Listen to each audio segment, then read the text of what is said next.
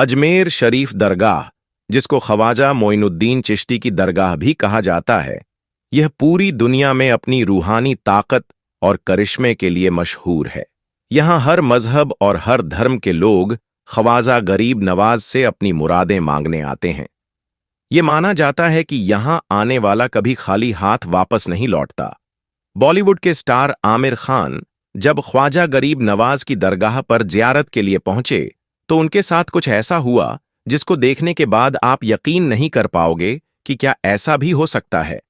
पूरा वाकया जानने के लिए वीडियो को आखिर तक जरूर देखते रहे।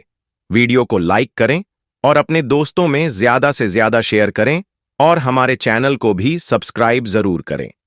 और अगर आप भी मानते हो कि ख्वाजा गरीब नवाज रहमतुल्लाह अलैह की करामात सच्ची है तो आप कमेंट बॉक्स में एक बार या ख्वाजा जरूर लिखें। तो चलिए दोस्तों, शुरू करते हैं। यह कहानी है उस दौर की जब आमिर खान, जिन्हें आज बॉलीवुड का मिस्टर परफेक्शनिस्ट कहा जाता है, अपने जीवन के सबसे कठिन और रहस्यमयी दौर से गुजर रहे थे।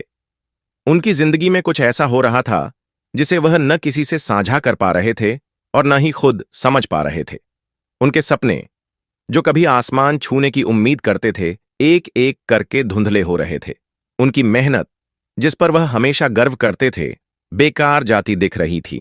और उम्मीदें, वह भी अब जैसे उनका साथ छोड़ने लगी थीं। लेकिन असली रहस्य यह था कि यह सब क्यों हो रहा था। सबको लगता था कि आमिर अपने करियर के शुरुआती संघर्षों में उलझे हुए हैं, लेकिन हकीकत इससे कहीं ज्यादा गहरी थी। आमिर की हालत दिन ब दिन बिगड़ रही थी। उनके करीबी दोस्त भी उनके इस बदलते व्यवहार को लेकर परेशान थे, लेकिन आमिर इस बारे में किसी से बात नहीं करते थे। हर बार जब वह किसी नए प्रोजेक्ट की शुरुआत करने की कोशिश करते, कुछ न कुछ ऐसा हो जाता जो सब कुछ बर्बाद कर देता। क्या यह सिर्फ उनकी बदकिस्मती थी या उनके खिलाफ कोई गहरी साजिश रची जा रही थी? जवाब हर किसी की पहुंच से दूर था, लेकिन आमिर को पता था कि सच्चाई कहीं न कहीं उनके अतीत में छुपी हुई है। पर क्या वह इस सच्चाई का सामना कर पाएंगे या यह रहस्य उनकी जिंदगी पर हमेशा के लिए भारी पड़ जाएगा? आमिर का बचपन एक मध्यम वर्गीय परिवार में गुजरा। उनके पिता फिल्म प्रोड्यूसर जरूर थे, लेकिन लगातार फ्लॉप फिल्मों की वजह से परिवार आर्थिक तंगी से जूझ रहा था। घर में अक्सर पैसों की तंगी को लेकर बहस होती। जब आमिर ने फिल्मों में कदम रखा तो लगा कि शायद यह परिवार की किस्मत बदलने का वक्त है, लेकिन किस्मत ने उनका साथ नहीं दिया। उनकी शुरुआती कुछ फिल्में बुरी तरह फ्लॉप हुईं। आमिर के ऊपर कर्ज का बोझ बढ़ता जा रहा था। परिवार और दोस्तों ने भी साथ छोड़ दिया। आमिर के पास हर तरफ से निराशा ही निराशा थी। इसी बीच आमिर की पत्नी रीना ने एक दिन उनसे कहा, जब मेहनत और कोशिश के बावजूद रास्ता न मिले तो हमें खुद को ईश्वर के हवाले कर देना चाहिए।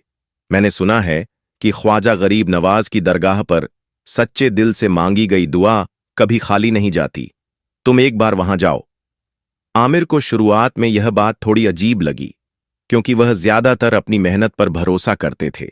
लेकिन जब हालात दिन ब दिन बिगड़ते गए तो उन्होंने फैसला किया कि वह अजमेर शरीफ दरगाह जाएंगे। आमिर ने यह सफर पूरी सादगी और गुप्त तरीके से तय किया। वह किसी को बताए बिना ट्रेन से अजमेर गए।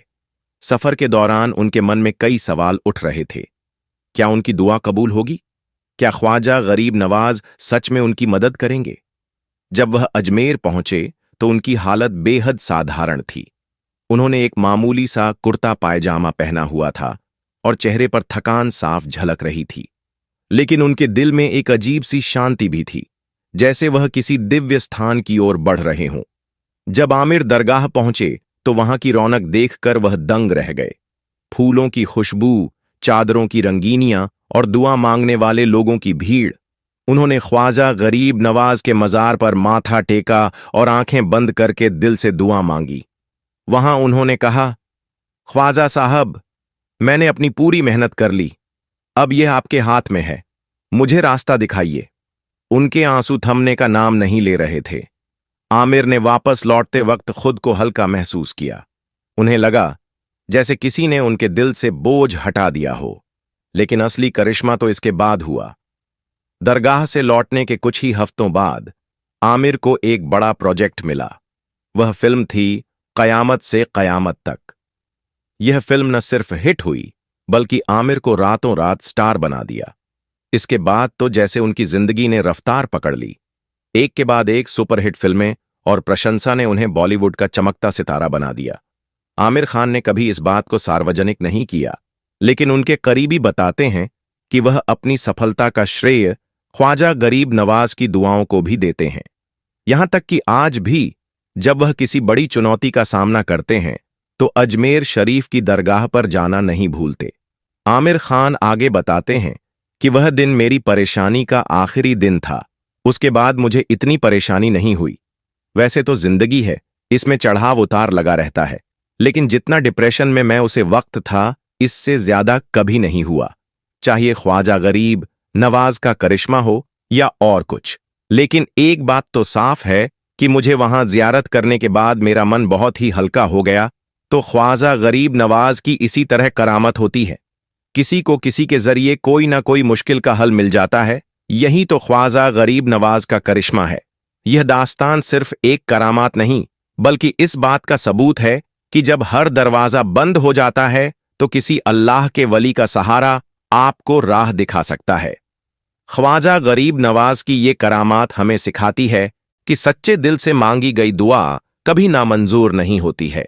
लेकिन दोस्तों, आजकल कुछ लोग ऐसे हैं जो ख्वाजा गरीब नवाज रहमतुल्लाह अलैहि की दरगाह के नीचे अपनी आस्था ढूंढते रहते हैं, लेकिन उनको पता नहीं है कि ख्वाजा गरीब नवाज धर्म और जात के लिए नहीं आए, बल्कि वह दुनिया वालों को अच्छाई का पैगाम देने आए थे।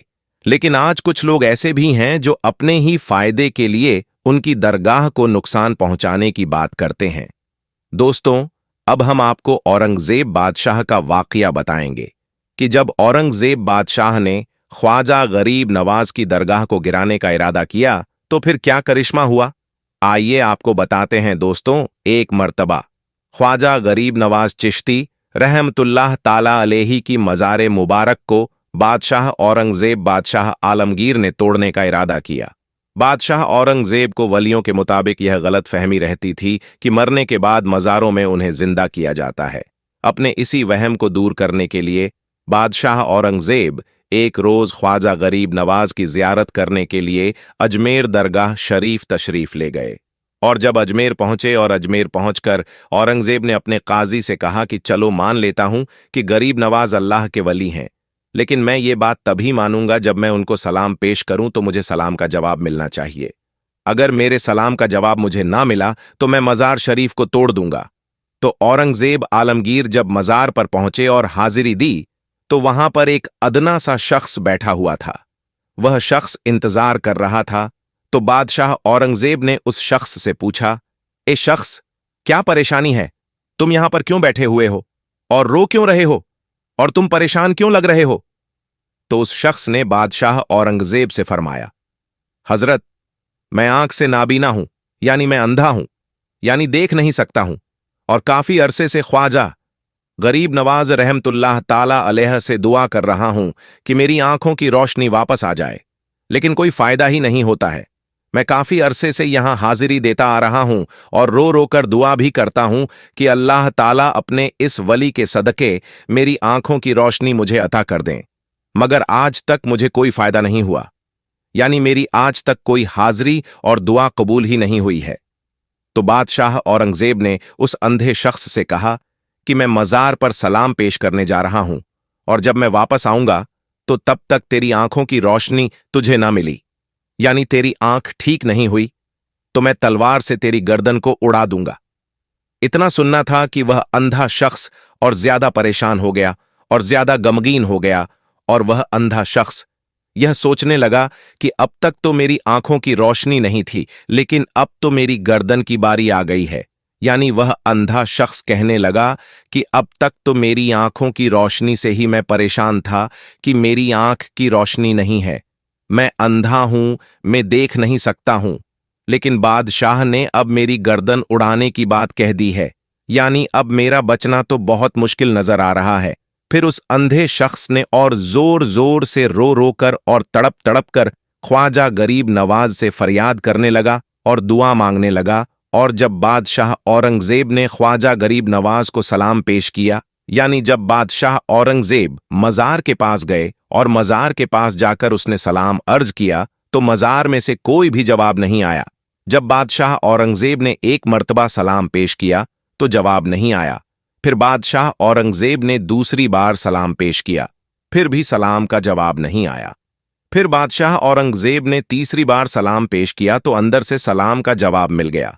यानी सलाम पेश करने का मतलब यह था कि जब बादशाह औरंगजेब ने अस्सलामु अलैकुम व रहमतुल्लाहि व बरकातहू कहा तो इसके बदले में मज़ार शरीफ के अंदर से कोई जवाब नहीं मिला। फिर दूसरी मर्तबा भी बादशाह औरंगजेब को सलाम का जवाब नहीं मिला। लेकिन जब तीसरी मर्तबा बादशाह औरंगजेब ने अस्सलामु अलैकुम व रहमतुल्लाहि व बरकातहू कहा तो अंदर से आवाज आई कि वालेकुम अस्सलाम व रहमतुल्लाहि व बरकातहू। फिर मज़ार शरीफ से आवाज आती है, ए बादशाह औरंगजेब, दोबारा ऐसी जिद न करना, क्योंकि तुम्हारी जिद की वजह से मैं उस अंधे आदमी की आंखों की रोशनी लेने अर्शे इलाही पर चला गया था और इसी वजह से तुम्हारे सलाम का जवाब देने में देर हो गई। ख्वाजा गरीब नवाज की करामत तो देखिए कि बादशाह औरंगजेब रहमतुल्लाह ताला अलैह खुद एक अल्लाह के वली बन गए। अल्लाहू अकबर।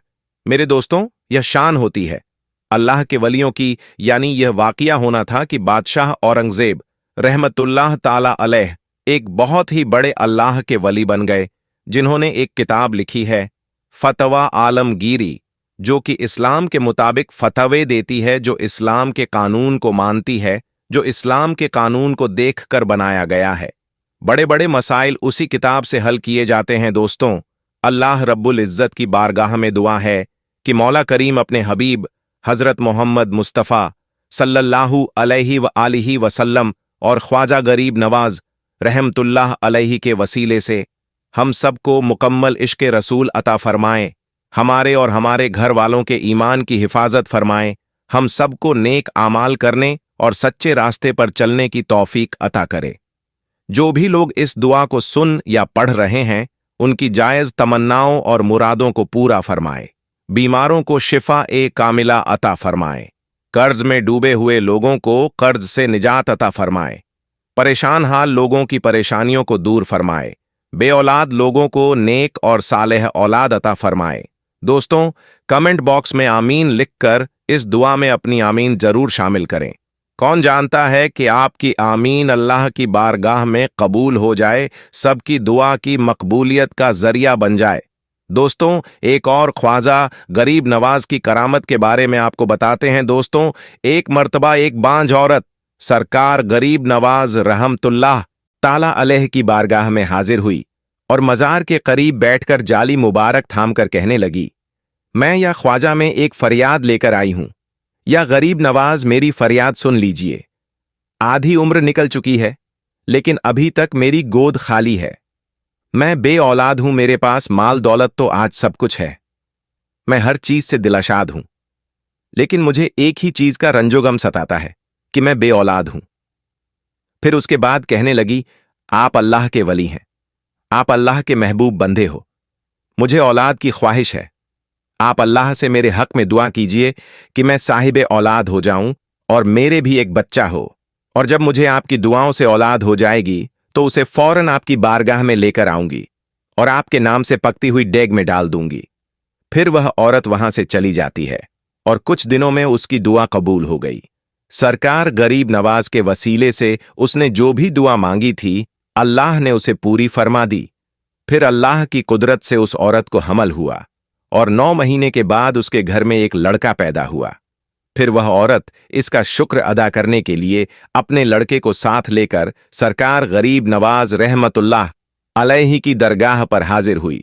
फिर मज़ार पाक के पास आई और कहने लगी, या गरीब नवाज रहमतुल्लाह अलैहि, यह अमानत आपकी है, मैं आपकी बारगाह में इसे आपकी के लिए लेकर आई हूं। जो वादा मैंने उस वक्त किया था, आज मैं उस वादे को पूरा करने जा रही हूं। अब यह आपकी मर्जी है, या तो आप उसे ले लीजिए या तो मुझे दे दीजिए। यह कहने के बाद वह औरत बच्चे को लेकर पकती हुई डेक के पास गई और सरकार गरीब नवाज का नाम पुकारकर उस बच्चे को पकती हुई देग में डाल दिया। उसके बाद चारों तरफ लोगों का कोहराम मचने लगा। उस औरत की हिम्मत को देखकर हर कोई कहने लगा, ख्वाजा के नाम पर उसने अपना बच्चा दे दिया है। देखो, पकती हुई डेग में बच्चे को डाल दिया। फिर उसके बाद लोगों ने देखा कि अल्लाह की कुदरत और सरकार गरीब नवाज की करामत से वह गर्म पकती हुई डेग तुरंत ठंडी हो गई और वह बच्चा बिल्कुल सही सलामत डेग के अंदर मौजूद था। फिर जब उस औरत ने अपने बच्चे को सही सलामत देखा तो अल्लाह का शुक्र अदा करने लगी और सरकार गरीब नवाज की धुन में यह कहने लगी, यह तो ख्वाजा का करम है, सब मेरे ख्वाजा का करम है, सुभान अल्लाह। और दोस्तों, अभी जो आप यह देख रहे हैं, यह वही डेग है जिसमें कई सालों से आज तक सरकार गरीब नवाज रहमतुल्लाह अलैहि के नाम पर हजारों लाखों लोगों के लिए 100 मन लंगर बनता है और लोगों में तकसीम होता है। सुबहान अल्लाह। अजमेर शरीफ में हुई सांप की बारिश। अस्सलामु अलैकुम। प्यारे दोस्तों, अजमेर मोअल्लाह में हुई सांप की बारिश। और दोस्तों, जब हो गई अजमेर शरीफ में सांप की बारिश तो फिर क्या हुआ, और जब सांप की बारिश हुई तो उन सांपों ने क्या किया? प्यारे दोस्तों, हिंदुस्तान की धरती में जब संजर के सुल्तान संजरी सरकार ख्वाजा गरीब नवाज तशरीफ लाए, दोस्तों, सबसे पहले वह जिस जगह पर पहुंचे वह जगह हिंदुस्तान का वह खित्ता अजमेर मोअल्ला थी। और अजमेर मोअल्ला में दोस्तों जिनकी हुकूमत चल रही थी, जिनका हुक्म चल रहा था, वह थे पृथ्वीराज चौहान। जब ख्वाजा गरीब नवाज हिंदुस्तान में आने के बाद जब उन्होंने दीन की दावत लोगों को देना शुरू की तो इस बात की भनक बादशाह को लगी। बादशाह ने ख्वाजा गरीब नवाज को अजमेर से हटाने का फैसला कर लिया। पहले तो जहां ख्वाजा गरीब नवाज बैठे थे उस जगह पर ख्वाजा गरीब नवाज के बैठने की जगह पर बादशाह के ऊंट बैठते थे। उसका वाकया आप लोगों को पहले ही सुना दिया कि कैसे ख्वाजा गरीब नवाज कहकर चले गए। जब बादशाह के सैनिकों ने उन्हें यानी ख्वाजा गरीब नवाज को जबरन वहां से उठने पर मजबूर किया तो ख्वाजा गरीब नवाज ने कह दिया कि ठीक है, चलते हैं हम यहां से। बैठे हैं राजा के ऊंट और बैठे ही रहे। बहरहाल दोस्तों, ख्वाजा गरीब नवाज तो वहां से निकल गए, लेकिन जब ऊंट बैठे तो फिर ऊंट वहां बैठे ही रहे। जमीन ने इस कदर पकड़ लिया ऊंटों को कि जैसे जमीन ने अपने आप में चिपका लिया हो। जब ख्वाजा गरीब नवाज रहमतुल्लाह अलैहि अजमेर मोअल्ला में पहुंचे, उनका मुकाबला शाही देव से भी हुआ। लेकिन जब शाही देव खुद ख्वाजा गरीब नवाज के शरण में आ गया और कलमा पढ़कर मुसलमान हो गया तो पृथ्वीराज चौहान के अंदर और खलबली तारी हो गई। पृथ्वीराज चौहान यह सोचने लगा कि इस बाबा को तो हमने जिन्नात से भी भिड़ा दिया, लेकिन जिन्नात भी इनको हरा नहीं पाए, मेरे सैनिक भी नहीं हरा पाए, पागल हाथी भी इनका कुछ नहीं बिगाड़ पाया। मुझे तो यह लगता है कि यह बहुत बड़ा जादूगर है और जादू को जादू से ही हराया जा सकता है। बहरहाल फिर उसने वक्त के सबसे बड़े जादूगर, जिसको दुनिया जमाना जयपाल जोगी के नाम से जानती थी, राजा जयपाल जोगी को बुलवाता है दरबार में बुलाने के बाद सारा माजरा ख्वाजा गरीब नवाज की पूरी हकीकत उनके सामने रख देता है कि कैसे उन्होंने अजमेर में रहना मुश्किल कर दिया है, कैसे लोगों को हक और हक्कानियत की दावत दे रहा है, कैसे इस्लाम की दावत सुल्तान अल हिंद दे रहे हैं। हमने बहुत कोशिश की लेकिन वह भागते नहीं हैं, तो तुम किसी भी तरीके से ख्वाजा गरीब नवाज को अजमेर से भगा दो। अब दोस्तों, वह उस वक्त का सबसे बड़ा जादूगर था, बड़े घमंड में था। उसने कहा कि बादशाह टेंशन लेने का नहीं, मैं हूं ना, मैं पल भर में उनको भगा दूंगा। और अगर वह अजमेर से नहीं भागा, अजमेर को खाली करके नहीं गया, तो फिर वह जान से भी हाथ धोएगा। बहरहाल जादूगर जयपाल जोगी ख्वाजा गरीब नवाज से भिड़ने के लिए चला जाता है। वह अपने साथ में दोस्तों अपने छोटे छोटे जादूगरों को भी लेकर जाता है। जयपाल जोगी के आने की खबर ख्वाजा गरीब नवाज को मिल जाती है। मुरीद में थोड़ा सा डर भी था कि जयपाल जोगी वक्त का सबसे बड़ा जादूगर था। सुल्तानुल हिंद ख्वाजा महाराजा को बताया जाता है कि हुजूर, आज आपसे मुकाबला करने के लिए जयपाल आ रहा है।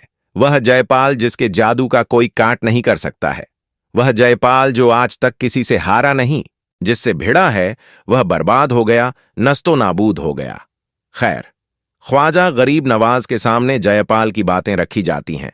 ख्वाजा गरीब नवाज कहते हैं, मेरे मुरीदों, तुम घबराओ मत, मैं एक दायरा खींच देता हूं, एक लाइन खींच देता हूं। इस दायरे के अंदर जब तक मेरा मुकाबला जयपाल से होता रहे, तुम में से कोई भी इस दायरे से बाहर नहीं जाना। बहरहाल ख्वाजा गरीब नवाज ने एक लाइन खींच दी। एक लकीर खींच दी, सारे मुरीद उसके अंदर आ गए। अब जयपाल आता है, ख्वाजा गरीब नवाज को धमकाता है दोस्तों, लेकिन ख्वाजा गरीब नवाज उनसे डरते नहीं हैं दोस्तों। सोचने का मकाम है कि जो अल्लाह से डरने वाला हो वह भला किसी जादूगर से क्या डर सकता है। ख्वाजा गरीब नवाज के ऊपर जयपाल की किसी भी बात का असर नहीं होता है। जयपाल गुस्से में आ जाता है और अपने चेले चपेटों से कहता है कि इन पर फिजा में जादू करो और इनके ऊपर सांप की बारिश कर दो दोस्तों। उसके लोगों ने ऐसा जादू किया कि आसमान से सांप बरसने लगे। जी हां दोस्तों, आसमान से अजमेरे मोअल्ला की धरती में सांप बरसने लगे। खास तौर पर जिस जगह ख्वाजा गरीब नवाज और उनके चाहने वाले थे वहां सांप बरसने लगे। लेकिन ख्वाजा का करिश्मा देखें दोस्तों, ख्वाजा की करामत देखें। किसी भी सांप में इतनी हिम्मत नहीं हुई कि जिस दायरे को ख्वाजा गरीब नवाज ने जमीन में खींचा था उस दायरे के अंदर गिरता, बल्कि सारे सांप उस दायरे के बाहर ही गिरे। दोस्तों, जब जादूगर ने यह देखा कि सांप की बारिश भी ख्वाजा का कुछ नहीं बिगाड़ पाई, फिर उसने ऐसा जादू किया कि आसमान से आग बरसने लगी। फिर भी ख्वाजा गरीब नवाज के उस दायरे के अंदर आग भी नहीं पहुंच सकी। फिर दोस्तों, जब सारा तिगड़म कर बैठा, जयपाल जोगी और ख्वाजा गरीब नवाज और उनके चाहने वालों का कुछ भी बाल तक बांका नहीं हुआ, तो उसने लास्ट में यह सोचा कि अब मैं आसमान में उड़कर इनसे बदला ले लेता हूं, इन पर जादू करता हूं। उसके बाद वह हिरण की खाल फेंकता है और उस पर सवार होकर आसमान में उड़ जाता है। दोस्तों, इतना देखना था कि ख्वाजा गरीब नवाज अपने और उसको पकड़कर मेरी बारगाह में लेकर आओ। बस फिर क्या था दोस्तों, ख्वाजा गरीब नवाज का खंडाव गवाह है कि वह खंडाव जोगी के सर पर इस कदर बरसता है कि डर के मारे जयपाल जोगी तड़पता हुआ ख्वाजा गरीब नवाज के कदमों में गिर जाता है। और जब कदमों में गिरता है दोस्तों, तो फिर ख्वाजा गरीब नवाज उसी जयपाल जोगी को कलमा पढ़ा देते हैं। वही जयपाल जोगी आज तक दुनिया जमाना में अब्दुल्ला बयाबानी के नाम से जाना जाता है। आज भी कोई रास्ता गुम हो जाते हैं और अब्दुल्ला बयाबानी के नाम से अगर दुआ करते हैं तो अल्लाह तबारक व ताला उनको उनका रास्ता दिखा देता है। प्यारे दोस्तों, उम्मीद करते हैं आपको यह वीडियो पसंद आई होगी। वीडियो पसंद आई हो तो दिल से लाइक करें, अपने दोस्तों के साथ इस वीडियो को ज्यादा से ज्यादा शेयर करें और हमारे चैनल को सब्सक्राइब करके घंटा दबा दें ताकि हमारी हर वीडियो आपको मिलती रहे। मिलेंगे एक और नई वीडियो के साथ, तब तक के लिए अल्लाह हाफिज।